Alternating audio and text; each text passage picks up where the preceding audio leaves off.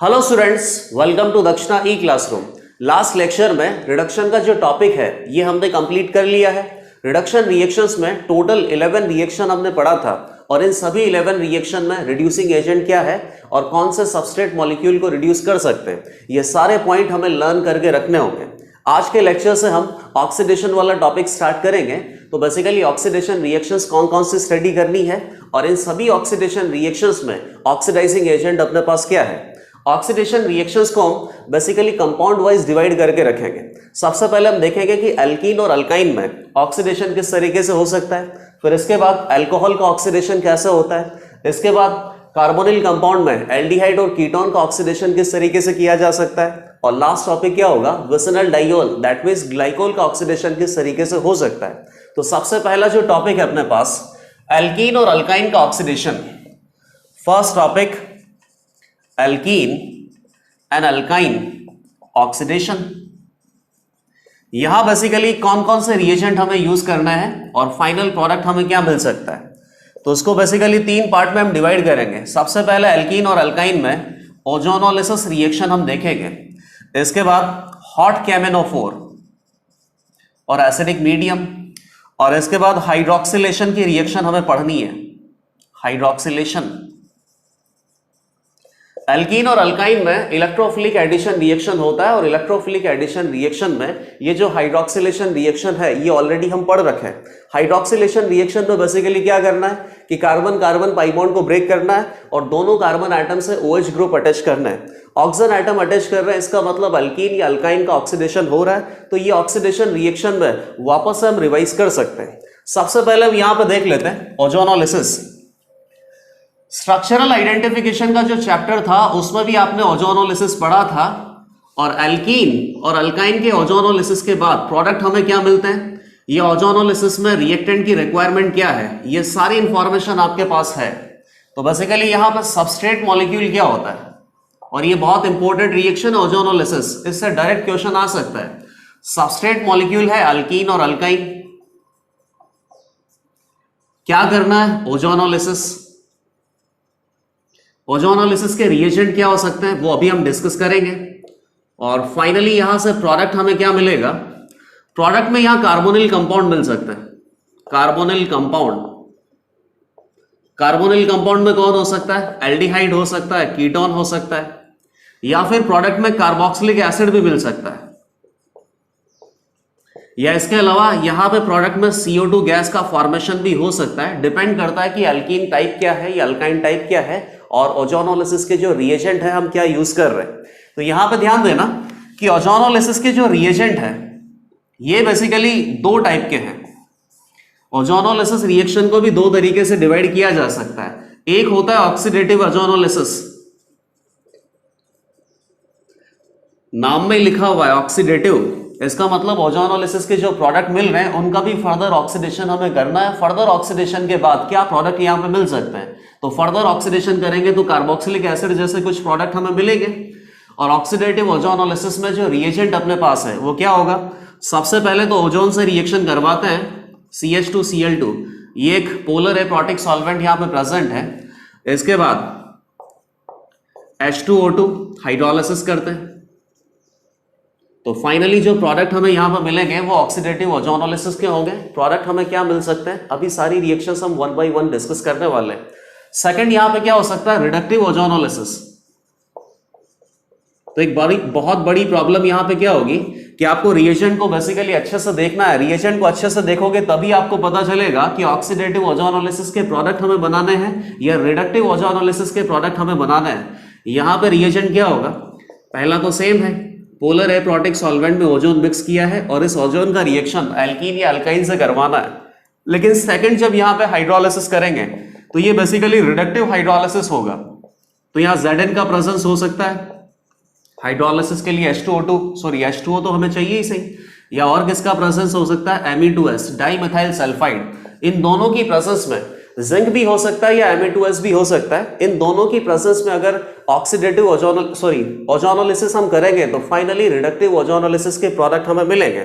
तो सबसे पहले हम डिस्कस करते हैं एल्कीन के लिए, और एल्कीन में ऑक्सीडेटिव ओजोनोलिसिस या रिडक्टिव ओजोनोलिसिस दोनों के प्रोडक्ट हम डिस्कस करेंगे। इसके बाद अल्काइन के ओजोनोलिसिस के प्रोडक्ट हम देखेंगे। फाइनली कुछ क्वेश्चंस हमें यहाँ पे अटेम्प्ट करना है। ओजोनोलिसिस बहुत इंपॉर्टेंट टॉपिक है, तो क्वेश्चंस भी हम यहाँ पे बहुत सारे अटेम्प्ट करेंगे और कुछ क्वेश्चंस आपको होमवर्क में भी दिए जाएंगे। फर्स्ट आ गया ozonolysis of alkene. As usual यहां पे ऑक्सीडेशन रिएक्शन से या रिडक्शन रिएक्शन से या हाइड्रोलिसिस रिएक्शन से, इन तीनों रिएक्शन में मैकेनिज्म पे बहुत ज्यादा फोकस नहीं करना है। कुछ पर्टिकुलर रिएक्शंस में मैकेनिज्म देख सकते हैं, लेकिन बाकी रिएक्शन में केवल प्रोडक्ट हम किस तरीके से बना सकते हैं ये ट्रिक हमको नोटिस करना है। तो एल्कीन मैंने बना दिया RCH, इधर बना दिया R, इधर R', एक नॉर्मल एल्कीन बना दिया। ओजोनोलिसिस करना है तो O3 in presence of polar aprotic solvent. अब यहां इसका ओजोनोलिसिस करेंगे तो फाइनल प्रोडक्ट अभी क्या मिलेंगे, पहले केवल O3 यूज किया है, अभी हाइड्रोलिसिस बचा हुआ है। हाइड्रोलिसिस हम सेकंड स्टेप में करेंगे। तो ये जो पाई बॉन्ड है, ये पाई बॉन्ड ब्रेक करने के बाद ओजोन यहां पे अटैच हो जाता है और जो इंटरमीडिएट में प्रोडक्ट हमें मिलता है उसको बोलते हैं ओजोनॉइड। इसको हम किस तरीके से बना सकते हैं, R', यहां एक हाइड्रोजन नहीं है, वैलेंस से ज्यादा हो रखा है, ये ऑक्सीजन। और ये जो ओजोनॉइड प्रोडक्ट हमें यहाँ पे मिलता है, इसके पहले काफी सारे रीअरेंजमेंट रिएक्शंस होती हैं। कोई भी रीअरेंजमेंट हमें यहाँ पे देखना नहीं है, रिएक्शन कंप्लीट किस तरीके से हो रही है, मैकेनिज्म क्या फॉलो हो रहा है, ये हमें डिस्कस नहीं करना है। इनफैक्ट अगर हम इस ओजोनॉइड को ना बनाए और फाइनली प्रोडक्ट भी बना दे तो वो ज्यादा बेटर रहेगा। लेकिन सबसे पहले ओजोन के साथ रिएक्शन करने के बाद ये एल्कीन में जो कार्बन कार्बन डबल बॉन्ड है, ये डबल बॉन्ड कंप्लीटली यहां से ब्रेक हो जाता है। कार्बन और कार्बन एटम के बीच में देख लो यहाँ पे कोई बॉन्ड नहीं है। और फाइनली ये जो इंटरमीडिएट में ओजोनॉइड, एक इंटरमीडिएट स्पीशीज हमें यहां पे मिलता है और इसके बाद इसका हाइड्रोलिसिस करना है। हाइड्रोलिसिस किस तरीके से किया जा सकता है, ऑक्सीडेटिव हाइड्रोलिसिस। तो यहां पे ऑक्सीडेटिव ओजोनोलिसिस के प्रोडक्ट हमें मिल सकते हैं, H2O2 यहां पे यूज करना होगा। या फिर और क्या किया जा सकता है, रिडक्टिव हाइड्रोलिसिस। तो रिडक्टिव हाइड्रोलिसिस, रिडक्शन यहां पे अगर करना है तो बेसिकली Zn का प्रेजेंस हो सकता है या Na2S का प्रेजेंस हो सकता है। और हाइड्रोलिसिस के लिए क्या यूज करना पड़ेगा, वाटर। सबसे पहले आप ये देखिए कि रिडक्टिव हाइड्रोलिसिस के प्रोडक्ट यहां पे क्या मिलेंगे। उसके बाद ऑक्सीडेटिव हाइड्रोलिसिस के प्रोडक्ट बहुत इजीली हम बना पाएंगे। ये जो ओजोनॉइड हमने बनाया है, जस्ट इसको ब्रेक डाउन करने के बाद कार्बोनिल कंपाउंड यहां पे प्रोडक्ट हमें मिलते हैं। कार्बोनिल कंपाउंड में बेसिकली क्या है, एल्डिहाइड और कीटोन है। इसको आपने ब्रेक डाउन किया तो बेसिकली इधर से क्या मिल गया, प्लस इधर से क्या मिल गया, डबल बॉन्ड ऑक्सीजन R और R'। तो यहां पे एल्कीन हमने इस तरीके से बनाया था कि दोनों प्रोडक्ट, दोनों कार्बोनिल कंपाउंड हमें मिल सके रिडक्टिव ओजोनोलिसिस के केस में। और रिडक्टिव ओजोनोलिसिस के रिएजेंट क्या है वो हमें ऑलरेडी पता है। ये बेसिकली क्या बन गया, एल्डिहाइड, और इसी के साथ हमें क्या मिल गया, कीटोन। अब ध्यान देना यहां पे, इसको हमने किस तरीके से रिडक्टिव ओजोनोलिसिस बोला है और Zn और Ame का यहां पे क्या रोल है। ये जो एक ऑक्सीजन एटम एक्स्ट्रा है, इस ऑक्सीजन एटम की वजह से चाहे तो यहां पे फर्दर ऑक्सीडेशन भी हो सकता था, लेकिन इस ऑक्सीजन एटम को कौन खा जाएगा, Zn या Ame, Me2S। तो Zn बेसिकली इस ऑक्सीजन एटम को खा जाएगा तो क्या बना लेगा, ZnO, या Me2S अगर खा जाएगा तो क्या बनाएगा, Me2SO। क्या नाम है इसका, बहुत अच्छा नाम है, पोलर एप्रोटिक सॉल्वेंट में इसका यूज होता है, डाइमिथाइल सल्फोक्साइड। तो यहां से बेसिकली एक बाई प्रोडक्ट हमें क्या मिल सकता है, डाइमिथाइल सल्फोक्साइड, शॉर्ट में कैसे लिखते हैं, DMSO। और यहां ये जो एक्स्ट्रा ऑक्सीजन था, इस एक्स्ट्रा ऑक्सीजन को बेसिकली कंज्यूम कर लिया Zn ने या Me2S ने। अब एक्स्ट्रा ऑक्सीजन अगर कंज्यूम हो गया तो फाइनली केवल इतना ही प्रोडक्ट हमें बना के आना है। इसको क्या बोलते हैं, रिडक्टिव ओजोनोलिसिस। और रिडक्टिव ओजोनोलिसिस में प्रोडक्ट हमें क्या मिलेंगे, एल्डिहाइड प्लस कीटोन। तो ये बेसिकली बहुत सिंपल है। यहीं से अगर हम डायरेक्ट प्रोडक्ट बनाते हैं तो क्या करना है, केवल डबल बॉन्ड को ब्रेक करना है। डबल बॉन्ड को ब्रेक करेंगे तो दो वैलेंसी खाली होगा, दो वैलेंसी को कंप्लीट करने के लिए डबल बॉन्ड हो दोनों तरफ सब्स्टिट्यूट कर दो। तो इधर से क्या मिल गया, RCH डबल बॉन्ड हो। सिमिलरली यहां पे क्या है, CR और यहां पे भी लगा दो डबल बॉन्ड हो। वही सेम प्रोडक्ट हमने बना लिए। कंप्लीट मैकेनिज्म फॉलो करने का बिल्कुल भी जरूरत नहीं है, केवल ये याद रखना है कि रिडक्टिव ओजोनोलिसिस के केस में रिएजेंट क्या होते हैं और फाइनल प्रोडक्ट हमें क्या मिल सकता है, एल्डिहाइड प्लस कीटोन। अब ऑक्सीडेटिव ओजोनोलिसिस की बात करते हैं। सेकंड, ऑक्सीडेटिव ओजोनोलिसिस के केस में क्या होगा, फर्दर इनका ऑक्सीडेशन हो सकता है, तो फाइनल प्रोडक्ट हमें क्या मिलेंगे। कीटोन की अगर बात करें, आप ऑक्सीडेटिव ओजोनोलिसिस में भी प्रोडक्ट इसी तरीके से बनाना कि सबसे पहले तो आप देख लो कि रिडक्टिव ओजोनोलिसिस से प्रोडक्ट क्या मिल सकता है। एक तरफ एल्डिहाइड हो सकता है, एक तरफ कीटोन हो सकता है। एल्डिहाइड को फर्दर हम ऑक्सीडाइज करके फाइनली कार्बोक्सिलिक एसिड बनाएंगे और कार्बोक्सिलिक एसिड यहां पे आंसर होगा। तो ये बेसिकली कार्बोक्सिलिक एसिड में कैसे कन्वर्ट हो जाएगा, RCOOH। और ये RCOOH में कन्वर्ट क्यों हो सकता था, क्योंकि एल्डिहाइड में बेसिकली क्या प्रेजेंट है, ये कार्बन हाइड्रोजन बॉन्ड। ये कार्बन हाइड्रोजन बॉन्ड ऑक्सीडाइज होता है, इसीलिए क्या मिलता है हमें, कार्बोक्सिलिक एसिड। और कीटोन में क्या प्रेजेंट है, एक तरीके से देखा जाए तो कार्बन कार्बन बॉन्ड। ये कार्बन कार्बन बॉन्ड यहाँ पे ब्रेक नहीं होता, ये इसका ऑक्सीडेशन पॉसिबल नहीं होता। ऑक्सीडेशन पॉसिबल नहीं होता तो कीटोन को बेसिकली कुछ चेंज नहीं करना है, कीटोन को कीटोन में ही रहने देना है। तो इस तरीके से हम चाहें तो ऑक्सीडेटिव ओजोनोलिसिस के प्रोडक्ट स्टेप बाय स्टेप भी बना सकते हैं। पहले आप रिडक्टिव ओजोनोलिसिस के प्रोडक्ट बना लो in case of ozonolysis of alkene में, अल्काइन की बात अभी नहीं है। तो रिडक्टिव ओजोनोलिसिस के जो प्रोडक्ट हमें मिलेंगे, यहाँ बेसिकली कौन होगा, एल्डिहाइड होगा और कीटोन होगा। और अगर आपको ऑक्सीडेटिव ओजोनोलिसिस के प्रोडक्ट बनाना है तो एल्डिहाइड को ट्रांसफॉर्म करके कार्बोक्सिलिक एसिड बना दो, और कीटोन बेसिकली ऑक्सीडाइज हो नहीं सकता, तो कीटोन एज सच वैसा ही रहेगा। तो ये ऑक्सीडेटिव ओजोनोलिसिस के प्रोडक्ट हमने बना लिए, और यहां पे सबस्ट्रेट मॉलिक्यूल कौन था, एल्कीन। ऑक्सीडेटिव ओजोनोलिसिस और रिडक्टिव ओजोनोलिसिस दोनों के रिएजेंट हमें पता होने चाहिए। अब यहां पर एक दो क्वेश्चन और सॉल्व कर लेते हैं, और उसके बाद कीटोन के लिए, सॉरी अल्काइन के लिए ओजोनोलिसिस के प्रोडक्ट हम बनाएंगे। इन एग्जांपल्स में बेसिकली थोड़ा बहुत वेरिएशन होगा, इससे ज्यादा कुछ नहीं है। CH3 CH डबल बॉन्ड हो, CH3 O3 ZnH2O या O3 H2O2। एक बार ऑक्सीडेटिव ओजोनोलिसिस करना है, एक बार रिडक्टिव ओजोनोलिसिस करना है। थर्ड और यहां पे क्या हो सकता है, CH3 CH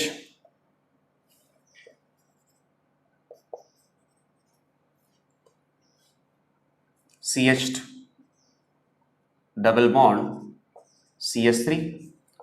again oxidative, sorry reductive ऊपर है, ऑक्सीडेटिव नीचे है। फोर्थ ऑप्शन यहां पे और क्या हो सकता है अपने पास, थोड़ा सा बस वेरिएशन करना, उसके बाद आपको समझ में आ जाएगा कि यहां से हमें प्रोडक्ट क्या मिल सकता है।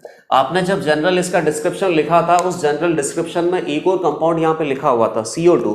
तो CO2 मॉलिक्यूल भी बेसिकली मिल सकता है या नहीं मिल सकता है। CO2 मॉलिक्यूल कहां से मिलेगा, ऑक्सीडेटिव ओजोनोलिसिस से मिलेगा या रिडक्टिव से मिलेगा, और उसके लिए सबस्ट्रेट मॉलिक्यूल बेसिकली कैसा होना चाहिए।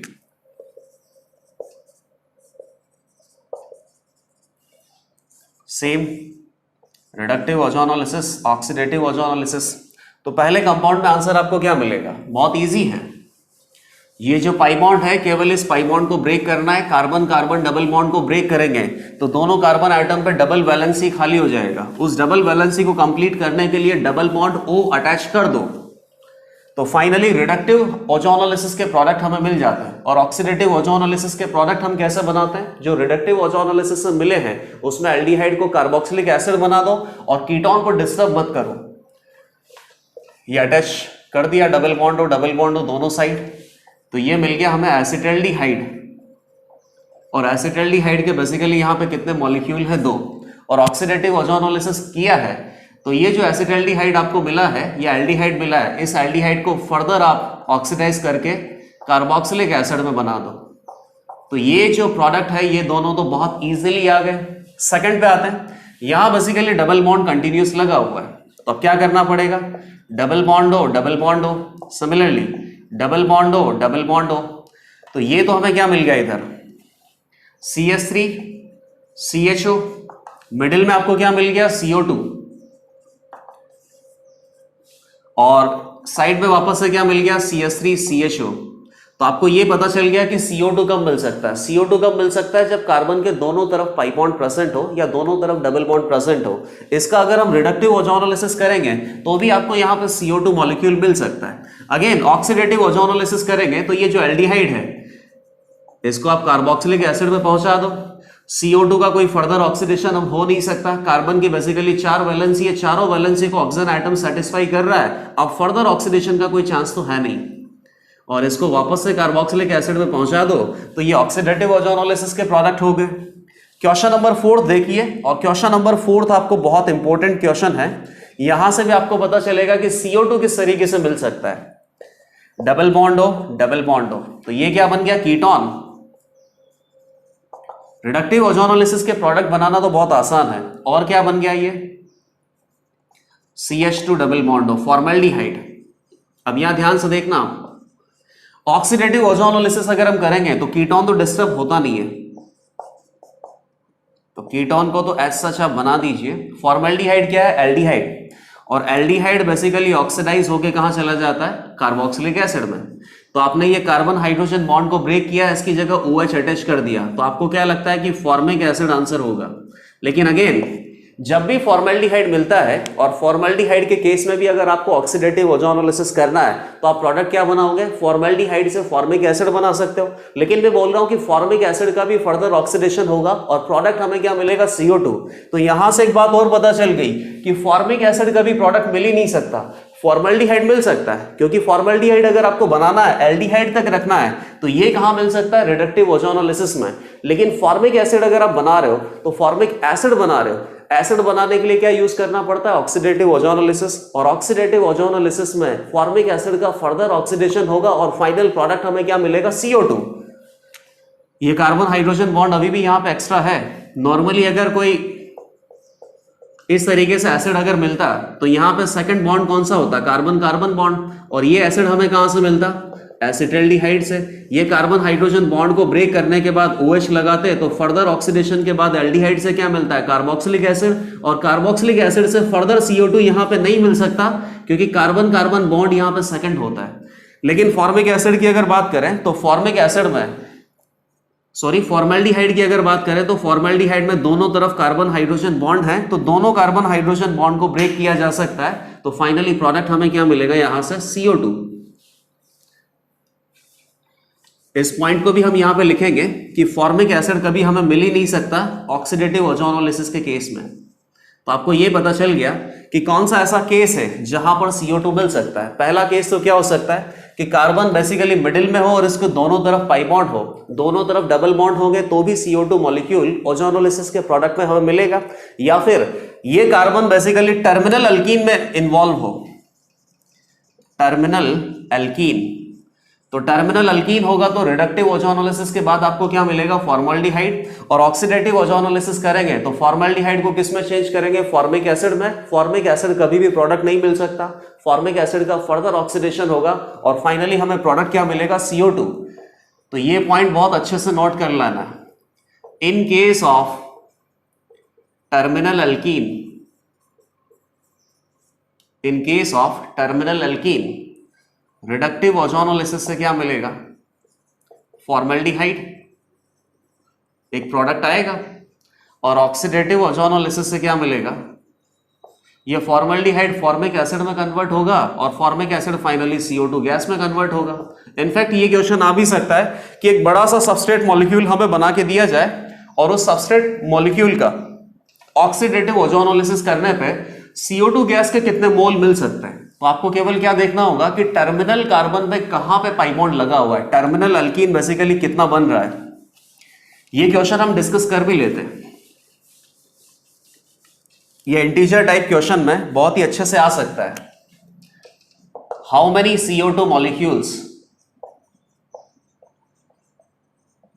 या how many CO2 mole, molecule कहां से करेंगे, कंपाउंड में ऐसा थोड़ी कि एक दो मॉलिक्यूल के लिए रिएक्शन किया जाता है, कंप्लीट मोल के रिएक्शन किया जाता है, हाफ मोल 2 मोल इस तरीके से होता है।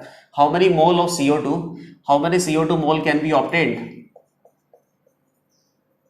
Bye oxidative ozonolysis of 1 mole of following alkene। Alkene basically आपको कितना दे रखा है, 1 मोल। अब स्ट्रक्चर आप इसकी देखना, और इस स्ट्रक्चर का जब ऑक्सीडेटिव ओजोनोलिसिस करेंगे तो CO2 के मॉलिक्यूल हमें, या CO2 के मोल कितने मिल सकते हैं।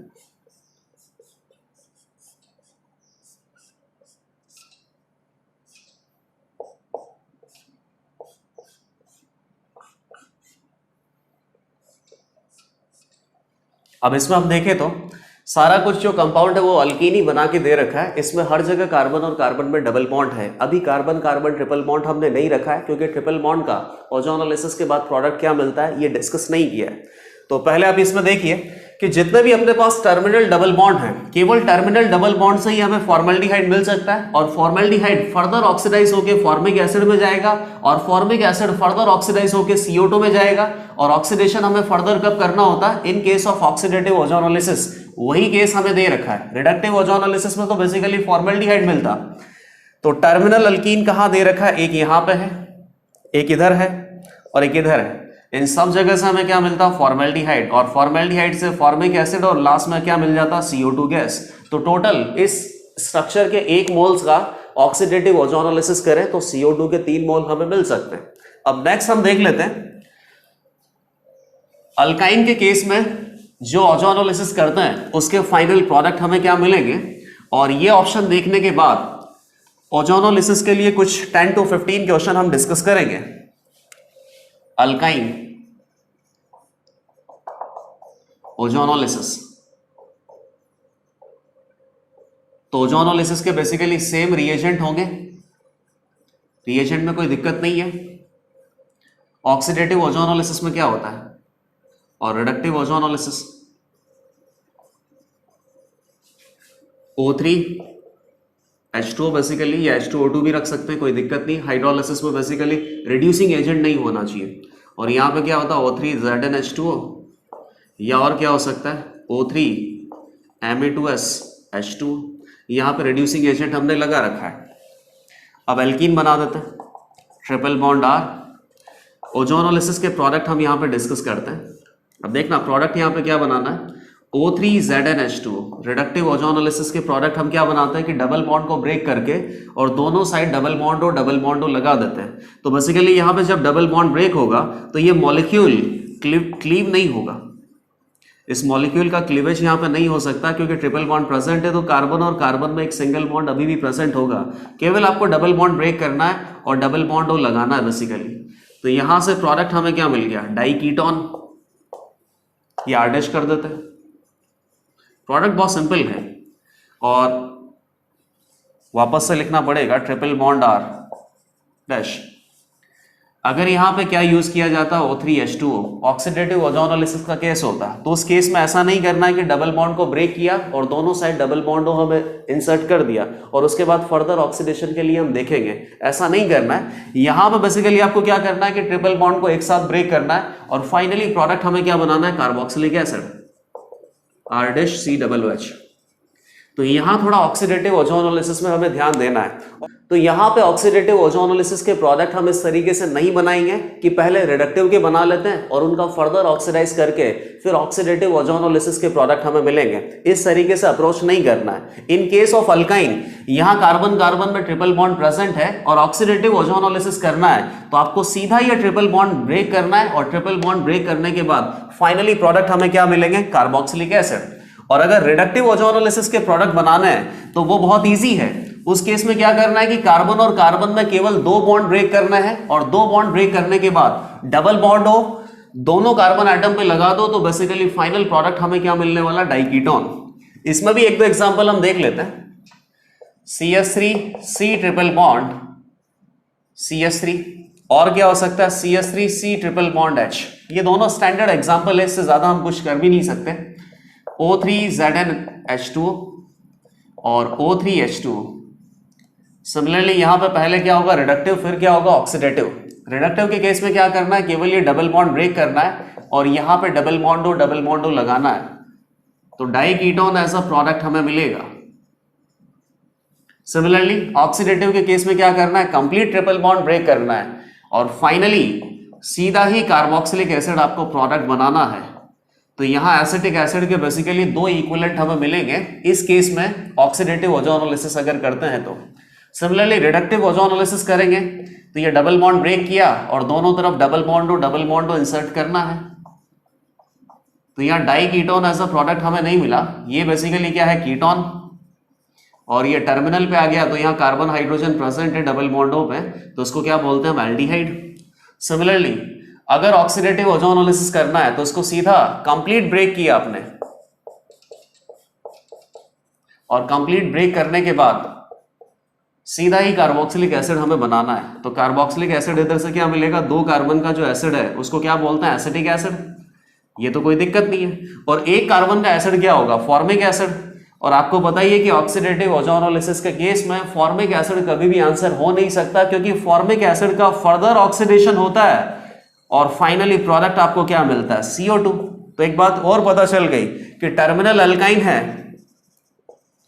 तो उस केस में भी आपको CO2 एज अ प्रोडक्ट मिलेगा, टर्मिनल अल्काइन।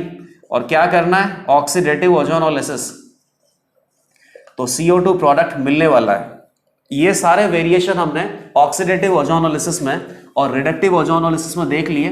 सबस्ट्रेट मॉलिक्यूल हमने दोनों स्टडी कर लिया कि अल्कीन और अल्काइन दोनों के लिए ओजोनोलिसिस के प्रोडक्ट बेसिकली क्या हो सकते हैं। अब हमें यहाँ पे कुछ एग्जांपल्स डिस्कस करना है। टोटल 10 to 15 एग्जांपल है।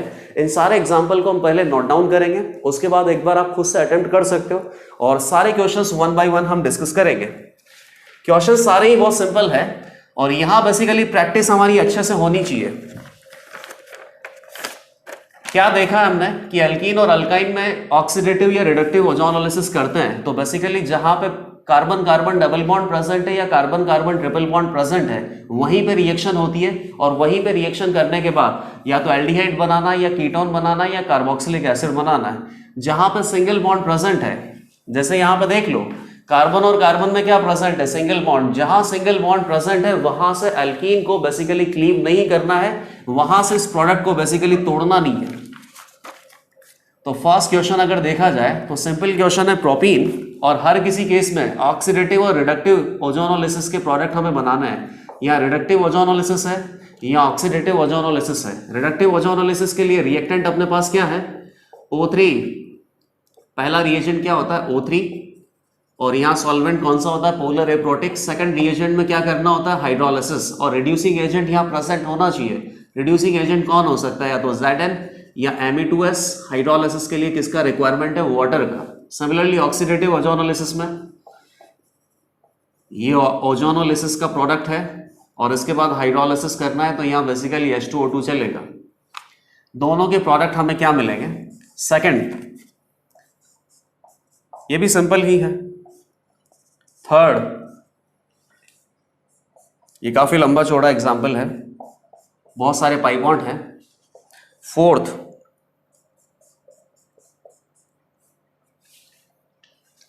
ये सारे क्वेश्चन आप एक बार खुद से अटेम्प्ट करना। नेक्स्ट एग्जाम्पल है, ये साइक्लोपेंटाडाइन का स्ट्रक्चर बना के दे रखा है और इसमें साइक्लोप्रोपीन अटैच किया हुआ है। अगेन ऑक्सीडेटिव रिडक्टिव ओजोनोलिसिस दोनों के प्रोडक्ट हमें बनाने हैं। नेक्स्ट एग्जाम्पल क्या है, साइक्लोहेक्सेन है, इसमें आइसोब्यूटाइल लगाया हुआ है और यहां से इथेनाइल। सेवेंथ, ये बहुत इंपॉर्टेंट एग्जाम्पल है, बेंजीन पे 1,2 पे डाइमिथाइल लगा रखा है। इसके जो प्रोडक्ट हमें देखना है वो बेसिकली एक्सपेक्टेड से ज्यादा प्रोडक्ट मिलते हैं। एट्थ, यहां पे वेज डायरेक्शन में CH3 लगा दिया तो डैश डायरेक्शन में कौन होगा, हाइड्रोजन। थोड़ा बहुत स्टीरियो केमिस्ट्री यहां पे इंट्रोड्यूस किया है। सिमिलरली यहां वेज पे CH3 है तो डैश में कौन है, H। और भी एग्जाम्पल है अपने पास, ये सारे हम बाद में डिस्कस करेंगे, पहले इनके सॉल्यूशन बना लेते हैं। तो फर्स्ट एग्जाम्पल आप देखिए, प्रोपीन।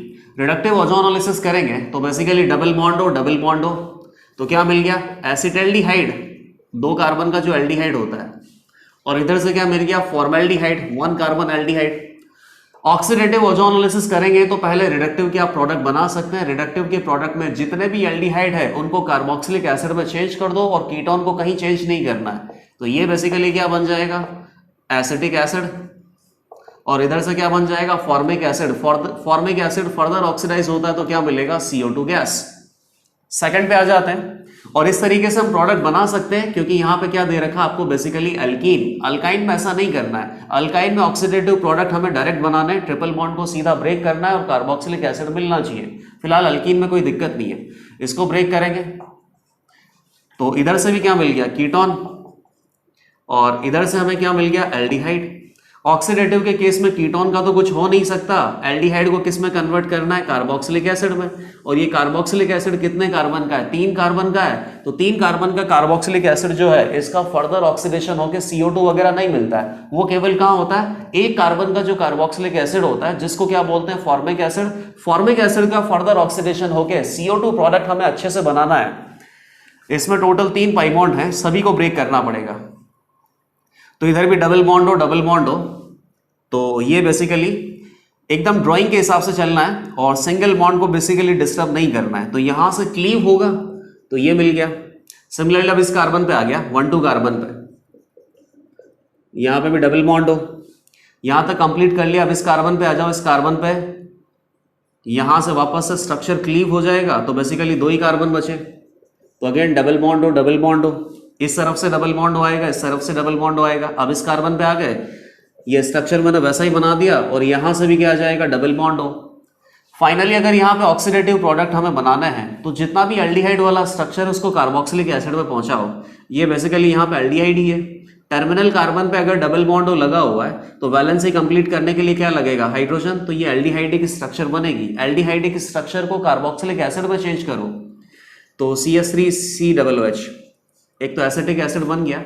यहां से क्या मिलेगा, ऑक्सैलिक एसिड, COOH, यहां से भी क्या मिलेगा, ऑक्सैलिक एसिड। और ये जो कीटोन है, कीटोन को हमें डिस्टर्ब करना नहीं है।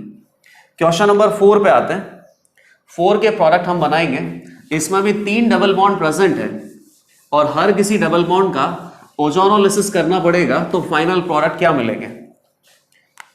क्वेश्चन नंबर 4, क्या नाम होगा इसका, hexa 135 diene triene. Oxidative ozonolysis, reductive ozonolysis. पहले रिडक्टिव के बना लेते हैं। ये ब्रेक किया तो बेसिकली ये मॉलिक्यूल 3 बार क्लीव हो गया तो इसमें प्रोडक्ट आपको कितना मिलेगा, 1 2 3 4। यहां से आपको क्या मिलेगा, एल्डिहाइड, 1 कार्बन एल्डिहाइड। इधर से भी क्या मिलेगा, 1 कार्बन एल्डिहाइड। अब मिडिल में आ जाते हैं, ये कार्बन एटम और कार्बन एटम, इन दोनों कार्बन एटम पे दोनों तरफ डबल बॉन्ड O है और सिंगल बॉन्ड को बेसिकली डिस्टर्ब नहीं करना है। सिमिलरली यहां से भी एग्जैक्ट सेम स्ट्रक्चर आएगा। अगेन ऑक्सीडेटिव ओजोनोलिसिस होता तो फॉर्मेल्डिहाइड किस में जाएगा, फॉर्मिक एसिड में। बाद में क्या बन जाएगा, CO2। ये दोनों कार्बन को कार्बोक्सिलिक एसिड में चेंज किया तो COOH, इसको क्या बोलते हैं, ऑक्सैलिक एसिड। इधर से भी क्या बनेगा, ऑक्सैलिक एसिड। क्वेश्चन नंबर 5 बहुत इजी है। साइकिल बना के दे रखा है, काफी सारे सिंगल बॉन्ड है, सिंगल बॉन्ड को डिस्टर्ब नहीं करना है। तो ये ब्रेक होगा, ये ब्रेक होगा, ये ब्रेक होगा। तो एक तरीके से अगर देखा जाए तो ये जो पार्ट है ये बाहर चला जाएगा और बाकी कहीं से भी ये मॉलिक्यूल ब्रेक नहीं हो रहा है। तो बेसिकली 2 मॉलिक्यूल यहां पे मिलेंगे हमें। इन दोनों पे देखा जाए तो कार्बन और कार्बन है, डबल बॉन्ड O लगा दिया। टर्मिनल है मतलब एल्डिहाइड होगा, कीटोन तो हो नहीं सकता। अब इधर आ जाते हैं, बेसिकली ये कार्बन है, इस कार्बन से इस तरीके से ये कार्बन सिंगल बॉन्ड है, यहाँ पे डबल बॉन्ड हो, डबल बॉन्ड हो। ये बेसिकली ड्राइंग का ही खेल है एक तरीके से। इधर आ गए, सिंगल बॉन्ड को डिस्टर्ब करना नहीं है। यहां से ब्रेक करेंगे तो इधर डबल बॉन्ड हो, इधर डबल बॉन्ड हो। ये किसका प्रोडक्ट हो गया, रिडक्टिव ओजोनोलिसिस का। अब ऑक्सीडेटिव ओजोनोलिसिस के प्रोडक्ट क्या होंगे, उसके लिए हर किसी एल्डिहाइड को कार्बोक्सिलिक एसिड में कन्वर्ट कर दो और कहीं पे कीटोन है तो वहां कोई दिक्कत नहीं होगा। एल्डिहाइड एल्डिहाइड, ये सारा ही एल्डिहाइड है बेसिकली। तो एक तो मिल जाएगा ऑक्सैलिक एसिड और इसमें ये 4 COOH यहां पे अटैच होंगे। क्वेश्चन नंबर 6, 2 पाई बॉन्ड है, यहां से क्लीव करना है। तो बेसिकली एक स्ट्रक्चर ये होगा, एक ये होगा और बीच में एक ये थर्ड। टोटल 3 मॉलिक्यूल यहां पे मिल सकते हैं। ये डबल बॉन्ड हो, इस कार्बन पे आ गया तो इस कार्बन पे क्या लगा हुआ है, डबल बॉन्ड हो। बाकी सिंगल बॉन्ड का स्ट्रक्चर है साइक्लोहेक्सेन, उसको ब्रेक नहीं करना है। इस कार्बन पे आ गए, यहां पे भी क्या लगा हुआ है, डबल बॉन्ड हो और इधर से क्या मिलेगा, एसिटाल्डिहाइड। ऑक्सीडेटिव अगर ये होता तो कीटोन को डिस्टर्ब नहीं करते। ये रिडक्टिव है, ऑक्सीडेटिव भी बना लेते हैं, कीटोन को डिस्टर्ब नहीं करते। ये भी कीटोन ही है, ये एल्डिहाइड है, इसको डिस्टर्ब करने के बाद क्या मिलता, फाइनली कार्बोक्सिलिक एसिड। तो ये सारे क्वेश्चन हमने अटेम्प्ट कर लिए। क्वेश्चन नंबर 7 और क्वेश्चन नंबर 8 अभी लेफ्ट है। ओजोनोलिसिस में प्रैक्टिस बहुत इंपॉर्टेंट है क्योंकि यहां पे डायरेक्ट आपको प्रोडक्ट बनाना है, कोई भी मैकेनिज्म फॉलो नहीं करना है। ओजोनोलिसिस के ऊपर क्वेश्चंस भी बहुत सारे मिलते हैं हमें। क्वेश्चन नंबर 7 आप देखिए, डाई मिथाइल बेंजीन दे रखा है जिसमें दोनों मिथाइल बेंजीन पे 1,2 पे लगे हुए हैं, और मैं बता रहा हूं कि ये क्वेश्चन बहुत इंपॉर्टेंट है क्योंकि जो एक्सपेक्टेड प्रोडक्ट है वो तो आप बना ही लोगे, लेकिन कुछ अनएक्सपेक्टेड प्रोडक्ट भी यहां पे मिल सकते हैं। अब इसमें बेसिकली क्या करेंगे, ये पाई बॉन्ड ब्रेक करेंगे तो क्या हो गया, 1 मॉलिक्यूल, 2 मॉलिक्यूल और 3 मॉलिक्यूल। 3 मॉलिक्यूल यहाँ पे रिडक्टिव ओजोनोलिसिस के बाद हमें मिलेंगे। यहां से फोकस करते हैं इस कार्बन से, तो ये कार्बन कार्बन सिंगल बॉन्ड है, इधर डबल बॉन्ड आ गया, इधर डबल बॉन्ड आ गया, और ये CH3 यहां से कनेक्टेड था, ये तो खत्म हो गया। अब यहां आ जाते हैं, यहां से यहां तक सिंगल बॉन्ड है तो ये मॉलिक्यूल बेसिकली इतना ही है, इधर डबल बॉन्ड हो, डबल बॉन्ड हो। अब इस जगह पे आ गए, यहां कार्बन है, अगला कार्बन है, इधर भी सिंगल बॉन्ड कार्बन है, इधर भी डबल बॉन्ड O है, इधर भी डबल बॉन्ड O है। तो ये तो हो गए रिडक्टिव ओजोनोलिसिस के प्रोडक्ट। अब ऑक्सीडेटिव के क्या होंगे, ये एल्डिहाइड है, ये कीटोन है, ये कीटोन है, ये एल्डिहाइड है, इसमें दोनों एल्डिहाइड है, तो एल्डिहाइड को COOH में चेंज कर दिया, ये पहला हो गया। सिमिलरली COOH ये ऑक्सैलिक एसिड हो गया, ये दोनों मॉलिक्यूल सेम होंगे, COOH C double bond O CH3। तो बेसिकली एक ही टाइप के आपको 2 प्रोडक्ट मिल गए, या इस प्रोडक्ट के बेसिकली 2 इक्विवेलेंट है और इस प्रोडक्ट का एक इक्विवेलेंट है। 2 डिफरेंट प्रोडक्ट है यहाँ पे, 3 डिफरेंट प्रोडक्ट नहीं है, और जिसमें से एक प्रोडक्ट के बेसिकली 2 मोल हैं। अब मैं क्या बोल रहा हूँ कि अनएक्सपेक्टेड प्रोडक्ट यहाँ पे क्या हो सकता है। तो क्वेश्चन नंबर 7 को देखना, बेंजीन है, बेंजीन में ये जो पाई बॉन्ड है, पाई बॉन्ड तो बेसिकली रेजोनेंस कर रहा है, तो इस तरीके से आपने ये बनाया है। हम चाहें तो इसको इस तरीके से भी तो बना सकते हैं ना, ये पाई बॉन्ड इधर 135 की जगह कहां पे ले गए 246 में, और इस तरीके से भी बना सकते हैं। इनफैक्ट ये क्वेश्चन अगर इस तरीके से दिया जाता तो आपके पास ऑप्शन होता कि पाई बॉन्ड को बेसिकली कोई भी लोकेशन आप दे सकते हो, 135 दे सकते हो, 246 दे सकते हो। तो इस तरीके से भी अगर ये रिएजेंट हम बना दें तो प्रोडक्ट यहां से कुछ और डिफरेंट भी मिल सकते हैं ओजोनोलिसिस के, और वो प्रोडक्ट भी हमें यहां पे लिखने होंगे।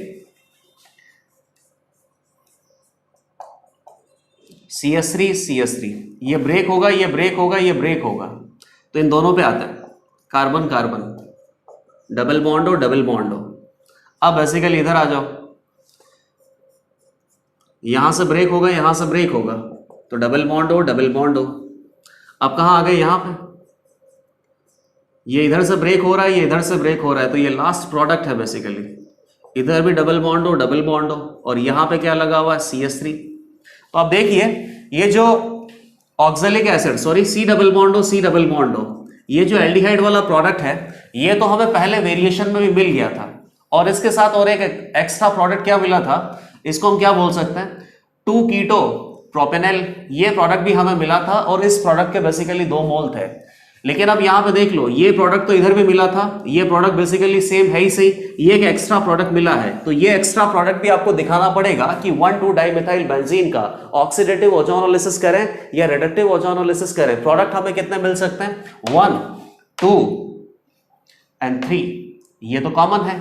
अगेन अगर आप इसका ऑक्सीडेटिव ओजोनोलिसिस करोगे, ये तो रिडक्टिव के प्रोडक्ट है, तो एल्डिहाइड को कन्वर्ट कर दो कार्बोक्सिलिक एसिड में, तो ये क्या हो गया, COOH, इधर से भी क्या हो जाएगा, COOH ऑक्सैलिक एसिड, और यहां से कुछ नहीं हो सकता क्योंकि यहां पे कीटोन प्रेजेंट है, कीटोन का फर्दर ऑक्सीडेशन हो नहीं सकता ऑक्सीडेटिव ओजोनोलिसिस के केस में। ये सारे एग्जांपल हमने डिस्कस कर लिए, 1-2 एग्जांपल और डिस्कस कर लेते हैं जहां पर अल्काइन भी प्रेजेंट हो, क्योंकि अल्काइन के केस में ऑक्सीडेटिव ओजोनोलिसिस के प्रोडक्ट बनाना थोड़ा मुश्किल होता है। रिडक्टिव ओजोनोलिसिस के प्रोडक्ट तो बहुत इजीली बनाए जा सकते हैं, क्योंकि रिडक्टिव में तो एक ही फंडा है, डबल बॉन्ड को ब्रेक करके डबल बॉन्ड हो, दोनों कार्बन एटम पे अटैच कर दो। क्वेश्चन नंबर 9, यहां ट्रिपल बॉन्ड है, फिर ट्रिपल बॉन्ड है, बीच में सिंगल बॉन्ड आ गया। Question number 10, double bond, double bond, ये ट्रिपल बॉन्ड, CH3।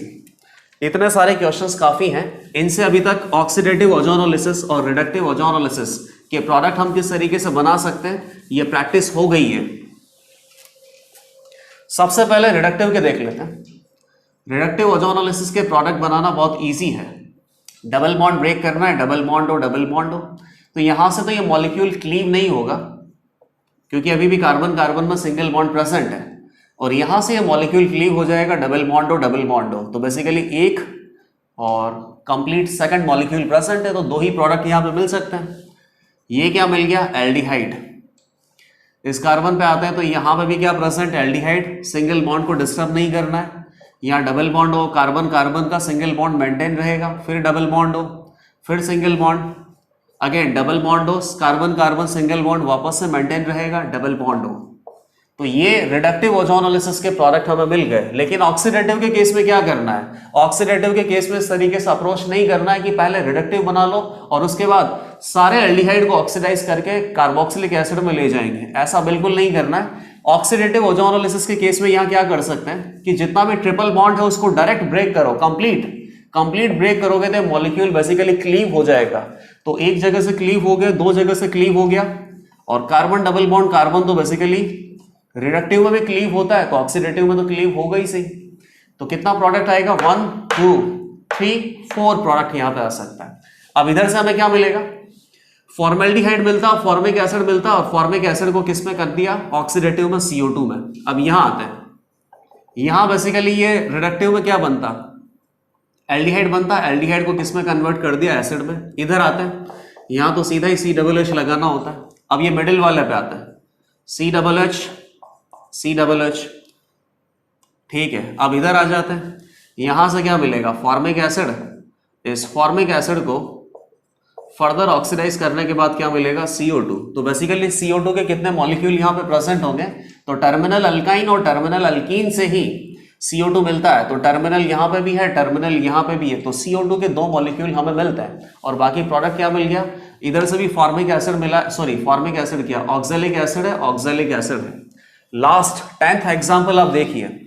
ऑक्सीडेटिव में पहले देख लेते हैं, सॉरी रिडक्टिव में पहले देख लेते हैं। तो ये डबल बॉन्ड ब्रेक होगा, डबल बॉन्ड हो, डबल बॉन्ड हो, यहां से मॉलिक्यूल क्लीव होगा, यहां से मॉलिक्यूल क्लीव होगा। तो एक ये प्रोडक्ट हो गया और बाकी ये स्ट्रक्चर कनेक्टेड है। तो ये बेसिकली क्या मिल जाएगा? इस बॉन्ड पे फोकस करता हूं, कार्बन कार्बन सिंगल बॉन्ड को ब्रेक करना नहीं है, डबल बॉन्ड हो, डबल बॉन्ड हो। अब इधर से आते हैं, पहले रिडक्टिव के बना लेता हूं, ऑक्सीडेटिव के बाद में बनाएंगे। यहां पे फोकस किया, ये अगला कार्बन, ये अगला कार्बन, इस कार्बन पे क्या लगाना है? डबल बॉन्ड हो, इस कार्बन पे भी क्या लगाना है? डबल बॉन्ड हो, और ये सिंगल बॉन्ड के साथ स्ट्रक्चर आगे कंटिन्यू है। यहां पहुंच गए, यहां क्या लगाना है? डबल बॉन्ड हो, कार्बन कार्बन सिंगल बॉन्ड तब भी मेंटेन होगा, डबल बॉन्ड हो लगाना है, और ये CH3, ये फाइनल प्रोडक्ट हो गया। अब आ जाते हैं हम ऑक्सीडेटिव के केस में। तो ऑक्सीडेटिव के केस में पाई बॉन्ड में, sorry carbon carbon double bond हो, तो पहले यहाँ रिडक्टिव के प्रोडक्ट हम बना सकते हैं। रिडक्टिव के जो प्रोडक्ट मिलते हैं उसको फर्दर ऑक्सीडाइज कर सकते हैं। ऐसा केवल कहाँ करते हैं? एल्कीन में। तो यही प्रोडक्ट मिलेगा, और इसमें दोनों एल्डिहाइड है, दोनों को ऑक्सीडाइज करेंगे तो क्या हो जाएगा? COOH। एक प्रोडक्ट तो ये हो गया। अब बेसिकली इधर ऊपर आते हैं,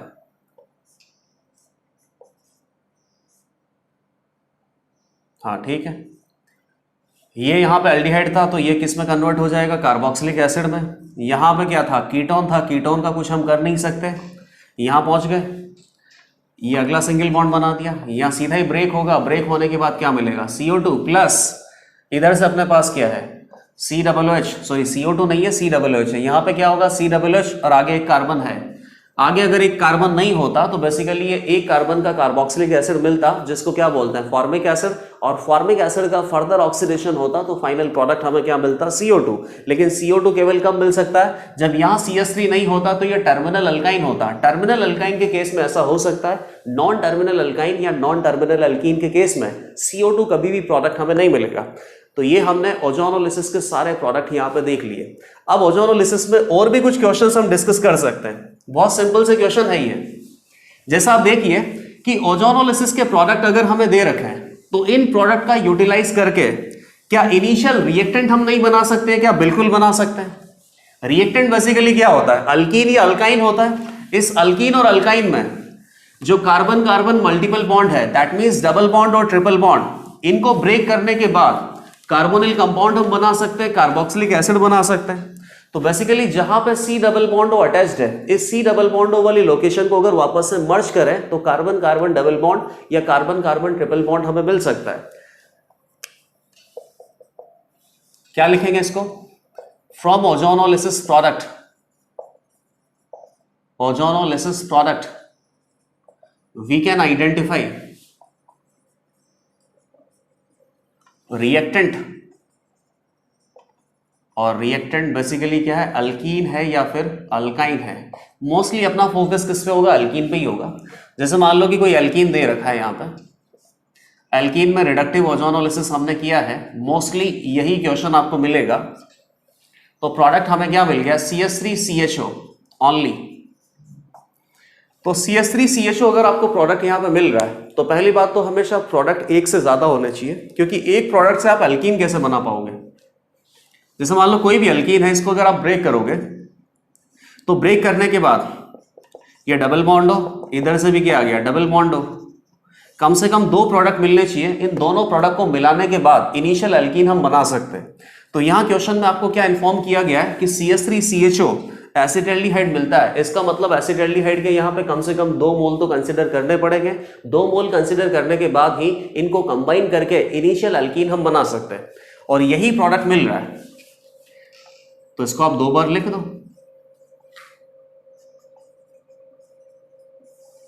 तो जहां से ये मॉलिक्यूल क्लीव होता है ओजोनोलिसिस के बाद, तो क्लीव होने के बाद वहां बेसिकली हमें क्या इंसर्ट करना होता है? डबल बॉन्ड हो। तो ये जो डबल बॉन्ड हो वाला एंड है, इसी एंड को वापस से इस तरीके से ज्वाइन करना है। तो ज्वाइन करने के लिए आपको इसी तरीके से मॉलिक्यूल को अलाइन करना पड़ेगा, तब जाके फाइनल प्रोडक्ट हमें मिल सकता है। तो फाइनली यहां से प्रोडक्ट के रिएक्टेंट हमें क्या मिल सकता है कि यहां डबल बॉन्ड प्रेजेंट रहा होगा, उसी का रिडक्टिव ओजोनोलिसिस करने पे फाइनली एल्डिहाइड हमें मिल सकता था। तो रिएक्टेंट अपने पास क्या आ गया? 2-ब्यूटीन। 2-ब्यूटीन इनिशियल रिएक्टेंट रहा होगा, और 2-ब्यूटीन का रिडक्टिव ओजोनोलिसिस करेंगे। तो रिडक्टिव ओजोनोलिसिस करने के बाद इधर से भी क्या मिलेगा? एसिटाल्डिहाइड। इधर से भी क्या मिलेगा? एसिटाल्डिहाइड। इसीलिए क्वेश्चन में आपके पास क्या लिखा हुआ था कि एसिटाल्डिहाइड ही मिलता है। और कभी भी अगर एक मॉलिक्यूल लिखा हुआ है तो उसको कम से कम आपको 2 तो कंसिडर करना होगा, तभी जाके आप इनिशियल रिएक्टेंट एल्कीन बना सकते हैं। एक क्वेश्चन और हम यहां पे देख लेते हैं। क्वेश्चंस बेसिकली सारे सिंपल हैं। जैसे सपोज कीजिए कि ये प्रोडक्ट हमें मिल रहा है CH3, अगेन और क्या हो सकता है? CH3C double bond OH। ये भी 1 इक्विवेलेंट है, ये भी 1 इक्विवेलेंट है, ये भी 1 इक्विवेलेंट है। तो ओजोनोलिसिस के जो प्रोडक्ट हमें मिल रहे हैं वो सारे आपको दिखा रखे हैं, और उन सभी के कितने मोल या कितने इक्विवेलेंट प्रेजेंट है ये भी इंफॉर्मेशन है। अब आपको क्या करना है कि इसको एकदम इंटेलिजेंट तरीके से कंबाइन करना है। कंबाइन करने के बाद पाई बॉन्ड का लोकेशन आइडेंटिफाई करना है, और जो फाइनली एल्कीन आप बना सकते हो उस एल्कीन का वापस से रिडक्टिव ओजोनोलिसिस करके देख लेना, ताकि प्रोडक्ट अगर ये मिलते हैं तो बेसिकली हम क्रॉस वेरीफाई कर सकते हैं कि जो भी हमने यहाँ पे आंसर बनाया है वो आंसर सही है या गलत है। अब इसमें अलाइन आप किस तरीके से करोगे वो देखिए। आप सबसे पहले सेकंड प्रोडक्ट को फोकस कीजिए। सेकंड प्रोडक्ट में बेसिकली क्या है? 2C double bond O present है। तो 2C double bond O present है, तो ये एग्जैक्टली मिडिल में रहा होगा इस तरीके से, क्योंकि मिडिल में होगा तभी ये दोनों तरफ से क्लीव कर सकते हैं। दोनों तरफ से क्लीव करेंगे तो इधर भी डबल बॉन्ड O आएगा, इधर भी डबल बॉन्ड O आएगा, और ये ओजोनोलिसिस का प्रोडक्ट हमें मिल सकता है। तो इस पर्टिकुलर मॉलिक्यूल का जो लोकेशन है वो तो हमने आइडेंटिफाई कर लिया। अब बाकी के 2 मॉलिक्यूल बचे हैं, तो ये 2 मॉलिक्यूल एक इस तरफ लगा दो, एक राइट साइड लगा दो। अपने आप ही पता चल जाएगा कि इनिशियल रिएक्टेंट यहां पे क्या रहा होगा। सारे डबल बॉन्डों को एक साथ अलाइन कर दो, ताकि इन डबल बॉन्डों को यहां से हटाया जा सके और कार्बन डबल बॉन्ड कार्बन में कन्वर्ट किया जा सके। ये हटाना है, ये हटाना है। तो ये मिल गया CH3CH double bond C, single bond C, double bond C, again double bond C, CH3। ये इधर से क्लीव होगा, ये इधर से क्लीव होगा, तो 1, 2 और 3 डिफरेंट प्रोडक्ट हमें यहां पे मिल सकते हैं, और वो एग्जैक्टली वही प्रोडक्ट होंगे जो क्वेश्चन में हमें दे रखे थे। अब एक क्वेश्चन और देखिए यहां पे। ये क्वेश्चन काफी अच्छा है, और इसे अटेम्प्ट करके आप देखना कि क्या आप इस तरीके से जो प्रोडक्ट है इनसे इनिशियल रिएक्टेंट एल्कीन बना पाते हैं या नहीं। प्रोडक्ट यहां पे थोड़ा सा कंबाइन करके दे रखा है, 1 2 3 4 यहाँ डबल बॉन्ड है, सिमिलरली यहाँ पे भी डबल बॉन्ड है, यहाँ डबल बॉन्ड है, और CH2O मीथेनल्डिहाइड।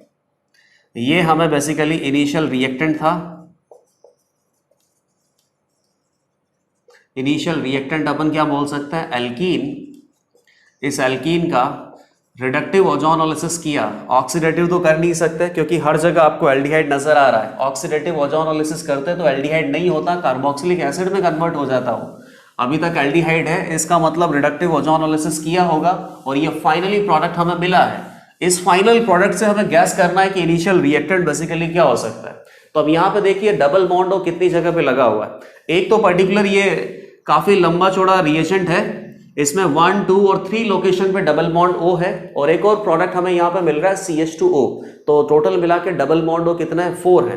4 डबल बॉन्ड O है। तो इस रिएजेंट में बेसिकली कितने कार्बन कार्बन डबल बॉन्ड रहे होंगे, 2।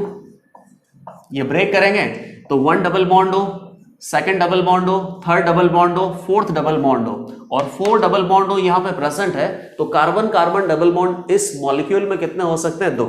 अगेन आप देखिए फॉर्मेल्डिहाइड है, तो फॉर्मेल्डिहाइड हमें कब मिल सकता है, जब कार्बन कार्बन पाई बॉन्ड जो प्रेजेंट है ये टर्मिनल पोजीशन पे प्रेजेंट हो।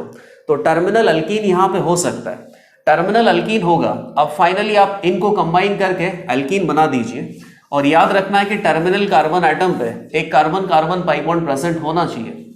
तो बेसिकली कैसे किया जा सकता है, जैसे कि इन दोनों को हम कंबाइन कर दें तो ये फ्री बचा है, इस फ्री को इससे कंबाइन कर दो, या फिर इन दोनों को कंबाइन कर देंगे तो ये फ्री होगा, इस फ्री को फॉर्मेल्डिहाइड से कंबाइन कर दो, या इन दोनों को कंबाइन कर दें तो ये फ्री होगा और इसको फॉर्मेल्डिहाइड से कंबाइन कर दो।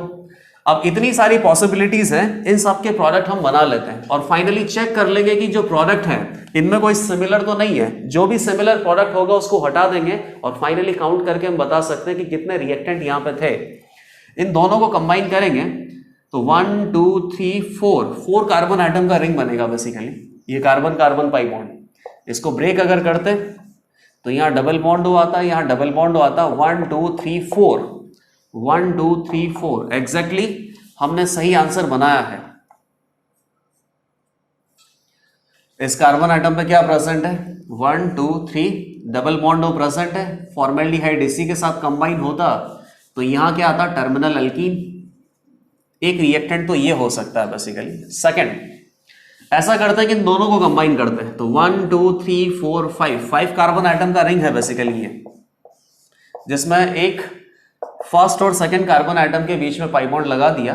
अब देख लेते हैं जहां से ये C डबल बॉन्ड बनेगा उसके जस्ट नेक्स्ट कार्बन पे क्या प्रेजेंट है, ये टर्मिनल ग्रुप प्रेजेंट है इस तरीके से, और इसमें CH2O कंबाइन किया जाता तो यहां पे कार्बन डबल बॉन्ड कार्बन आता।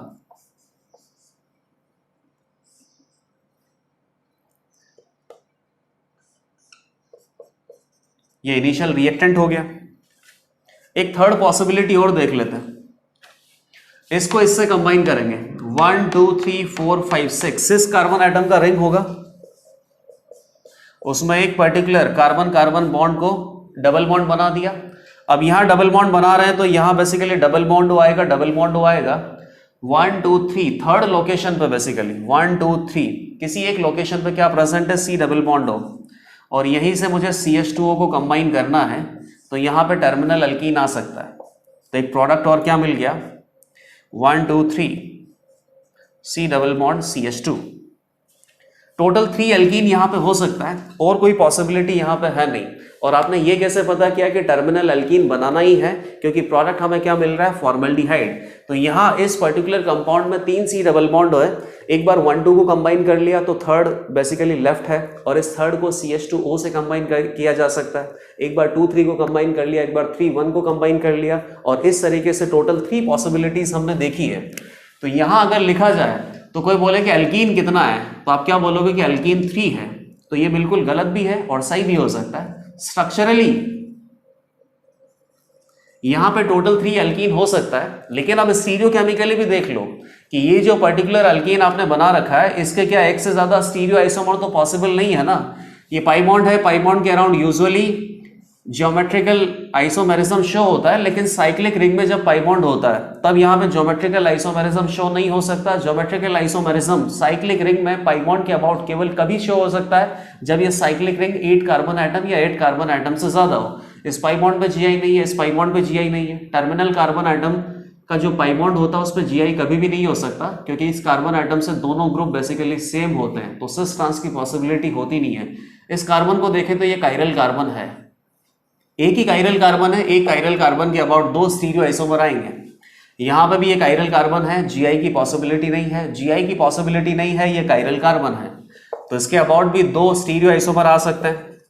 तो टोटल अगर देखा जाए तो यहां पे एल्कीन के 6 स्टीरियो आइसोमर हो सकते हैं, या टोटल 6 एल्कीन यहां पे हो सकता है। और अगर आपको केवल स्ट्रक्चरली आंसर देना है तो स्ट्रक्चरल आइसोमर या स्ट्रक्चरली देखा जाए तो केवल 3 एल्कीन ऐसा है जिनके रिडक्टिव ओजोनोलिसिस से आपको ये पर्टिकुलर प्रोडक्ट मिल सकता है।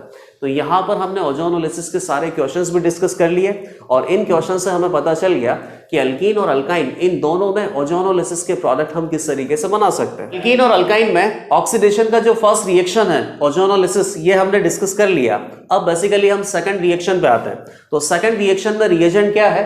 रिएक्शन विद हॉट KMnO4, और KMnO4 बेसिकली एसिडिक कंडीशन भी हो सकता है, बेसिक कंडीशन भी हो सकता है, या न्यूट्रल भी हो सकता है। लेकिन हॉट KMnO4 के साथ अगर रिएक्शन करेंगे तो अल्कीन और अल्काइन का ऑक्सीडेशन होगा, और ऑक्सीडेशन के प्रोडक्ट हमें फाइनली क्या मिल सकते हैं? मोस्टली KMnO4 के साथ एसिडिक कंडीशन हमें मिलता है। तो यहां पे ध्यान देना कि KMnO4 बहुत ही अच्छा ऑक्सीडाइजिंग एजेंट है, और अगर इसको हीट करते हैं अल्कीन और अल्काइन के साथ तो ऑक्सीडेशन रिएक्शन होगा, और ऑक्सीडेशन रिएक्शन के फाइनल प्रोडक्ट हम बहुत इजीली बना सकते हैं। यहां पे अलग से कोई मैकेनिज्म हमें फॉलो नहीं करना है, केवल इतना देखना है कि ऑक्सीडेटिव ओजोनोलिसिस के जो प्रोडक्ट हम बनाते हैं एग्जैक्टली सेम ऑक्सीडेटिव ओजोनोलिसिस के प्रोडक्ट हमें बनाने हैं जब रिएक्शन हम किसके साथ करेंगे? हॉट KMnO4 के साथ। तो क्या लिखा जा सकता है? Exact same product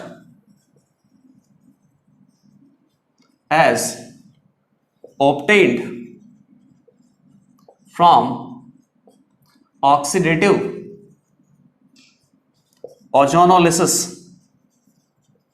of alkene और alkyne।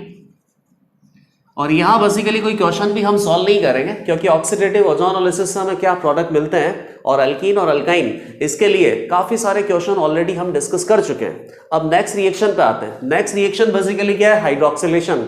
और हाइड्रोक्सिलेशन में जितने भी एग्जाम्पल हैं अल्कीन और अल्काइन में, हाइड्रोक्सिलेशन की जितने भी रिएक्शंस है ये ऑलरेडी हमने डिस्कस कर रखी है। कहां पर? इलेक्ट्रोफिलिक एडिशन रिएक्शन में। तो हाइड्रोक्सिलेशन में बेसिकली क्या करना होता है कि पाई बॉन्ड को ब्रेक करना है और OH ग्रुप अटैच करना होता है, और इसके लिए अपने पास रिएजेंट क्या होता है? टोटल 5 रिएजेंट हमने स्टडी किए थे, और 5 रिएजेंट बेसिकली क्या है?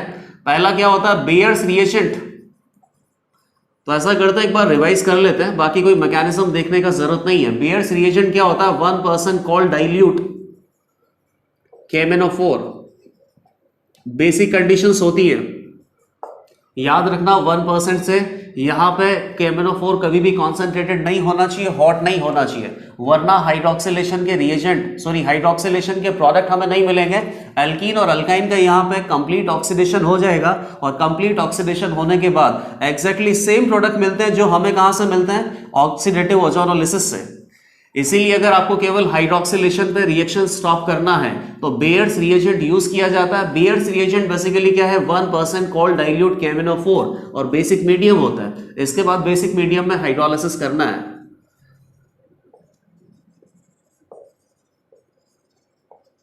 सेकेंड रिएजेंट अपने पास क्या होता है? Osmium oxide. और इसके बाद क्या होता है? बेसिक मीडियम में हाइड्रोलिसिस करना है। NHSO3, ये बेसिकली वीक एसिड और स्ट्रॉन्ग बेस का एक सॉल्ट है, H2। सिमिलरली और क्या रिएजेंट हमने यूज किए थे? पर एसिड। पर एसिड मतलब क्या हो गया कि ऐसा कार्बोक्सिलिक एसिड जहां पे पेरोक्सिल लिंक हो। तो यहां पर एसिड क्या क्या हो सकता है? MCPBA, PFA, PAA, PBA।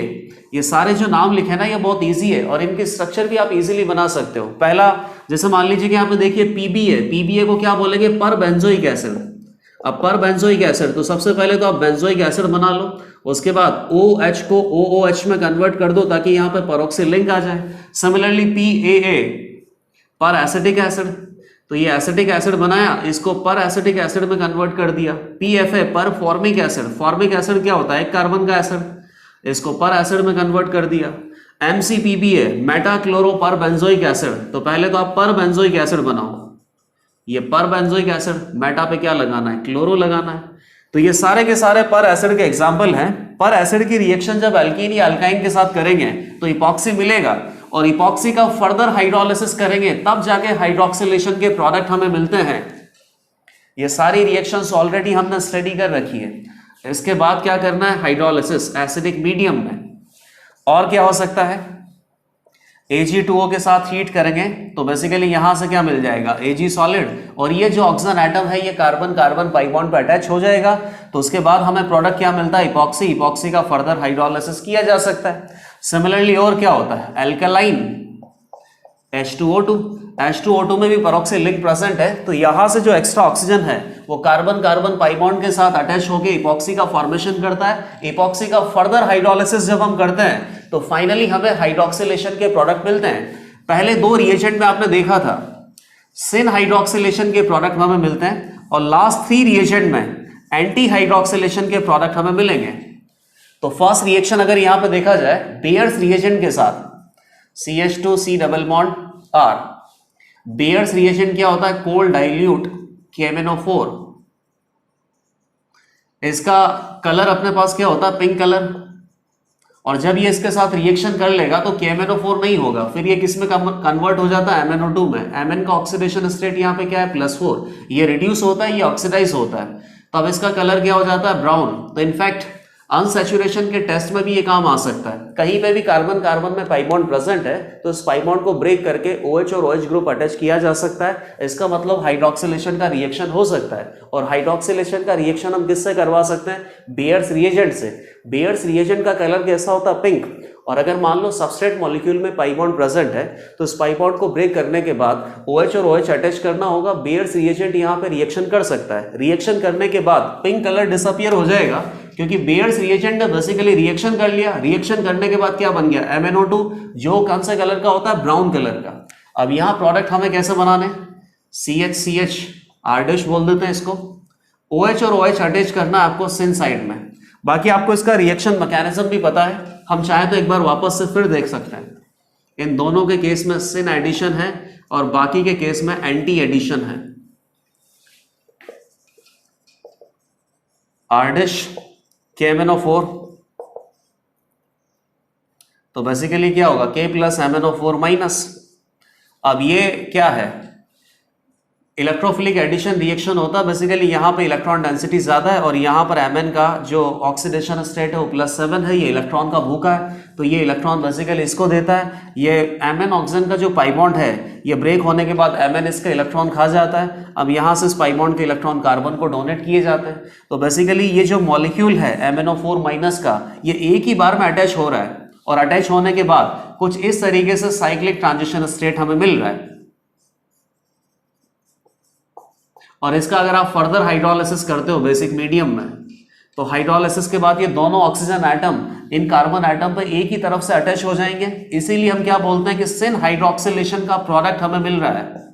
बाकी हाइड्रोक्सिलेशन रिएक्शन ही करना है, क्योंकि 1% कर्ल डाइल्यूट KMnO4 यूज किया है। KMnO4 का कॉन्सेंट्रेशन अगर आपने इंक्रीज कर दिया या रिएक्शन मिक्सचर को हीट कर दिया तो इस एल्कीन का कंप्लीट ऑक्सीडेशन हो जाएगा, और प्रोडक्ट हम क्या बना सकते हैं? ठीक वैसे प्रोडक्ट बनाने जो ऑक्सीडेटिव ओजोनोलिसिस से मिलते हैं।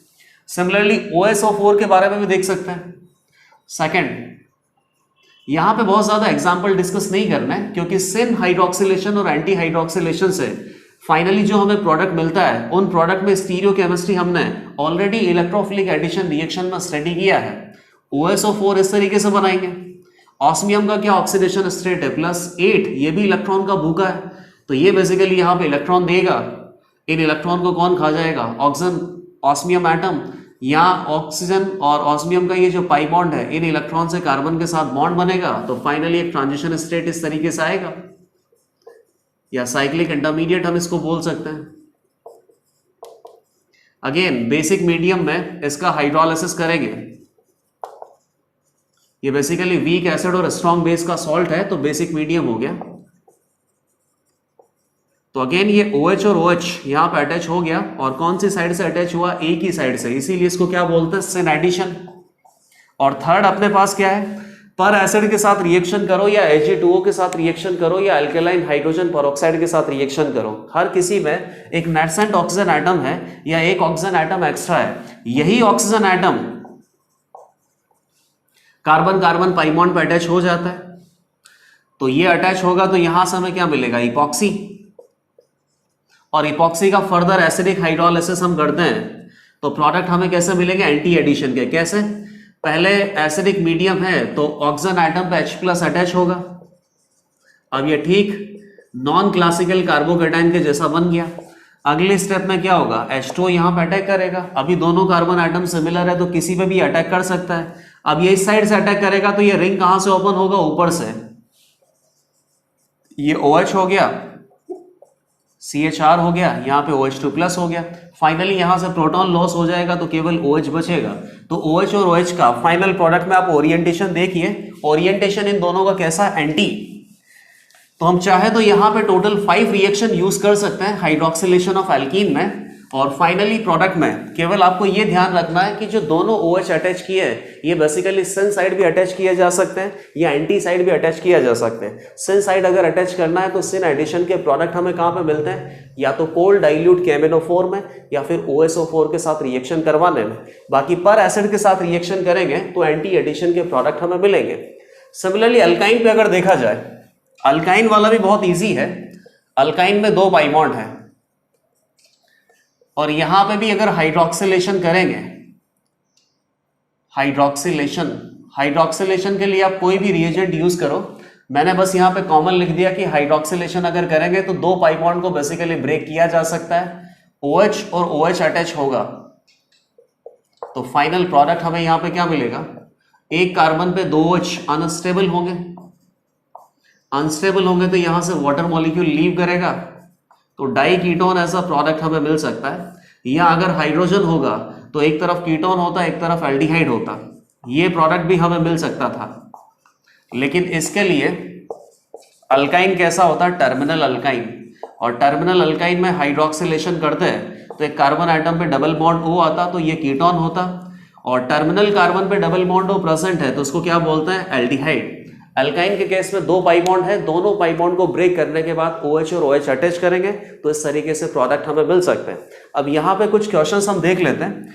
ये क्वेश्चंस बेसिकली आपके लिए होमवर्क है और यहाँ स्टीरियो केमिस्ट्री का ध्यान आपको रखना है। फाइनल जो प्रोडक्ट आप बनाओगे वो सीधा फिशर प्रोजेक्शन में आना चाहिए, और फिशर प्रोजेक्शन में सही स्टीरियो केमिस्ट्री के साथ अगर आप प्रोडक्ट बनाना चाहते हो तो उसके लिए आपको एक ट्रिक पता होनी चाहिए जो इलेक्ट्रोफिलिक एडिशन रिएक्शन में हमने पढ़ा था। अब ये क्या कर सकते हैं, अल्काइन ऑक्सीडेशन का और हाइड्रोक्सिलेशन, मतलब ऑक्सीडेशन और रिडक्शन दोनों का यूज कर देता हूं मैं। ये अल्काइन मैंने बना दिया, CH3 2 ब्यूटाइन का एग्जाम्पल है ये, इसका हाइड्रोजनेशन कर देते हैं। D2Ni तो बेसिकली ड्यूटेरियम एटम अटैच करेंगे और इसके बाद Ni नहीं लिखते, PDBSO4, तो उससे आपको समझ में आ जाएगा कि हाइड्रोजनेशन के बाद यहाँ प्रोडक्ट क्या मिलेगा, क्या कंप्लीट हाइड्रोजनेशन होगा या पार्शियल हाइड्रोजनेशन होगा। और इसके बाद हाइड्रोक्सिलेशन हम करेंगे 1% कोल्ड डाइल्यूट KMnO4 के साथ। फाइनली प्रोडक्ट आपको बनाने हैं। Second question, CH3C triple bond C। Hydrogenation में सिन एडिशन होता है, एंटी एडिशन का होता है बर्च रिडक्शन में। तो बर्च रिडक्शन में अगर यहाँ पे एंटी एडिशन करना है तो रिएजेंट क्या होता है, Na in presence of liquid ammonia. यहां पर भी बेसिकली पार्शियल रिडक्शन के प्रोडक्ट हमें मिलेंगे। एल्कीन बन गया, एल्कीन का अब हम क्या कर सकते हैं, यहाँ पे हाइड्रोक्सिलेशन के लिए क्या यूज कर सकते हैं, MCPBA, और उसके बाद एसिडिक कंडीशन में हाइड्रोलाइसिस किया जाता है। तो यहाँ पे भी आपको फाइनल प्रोडक्ट गेस करना है। टोटल यहाँ पे 2 रिएक्शन है और इन दोनों रिएक्शन में रिडक्शन और ऑक्सीडेशन दोनों का एप्लीकेशन है। साथ ही साथ दोनों रिएक्शन में आपको ये ध्यान रखना पड़ेगा कि फाइनल प्रोडक्ट का स्टीरियो केमिस्ट्री किस तरीके से आ सकता है। सिन एडिशन होता है हाइड्रोजनेशन और बर्च रिडक्शन होता है एंटी एडिशन। हाइड्रोक्सिलेशन यहाँ के केस में कैसा होगा, सिन एडिशन, और पर बेंजोइक एसिड के केस में जो हाइड्रोक्सिलेशन होता है ये एंटी एडिशन होता है। तो फाइनल प्रोडक्ट हमें बहुत अच्छे से बनाना है। ओके।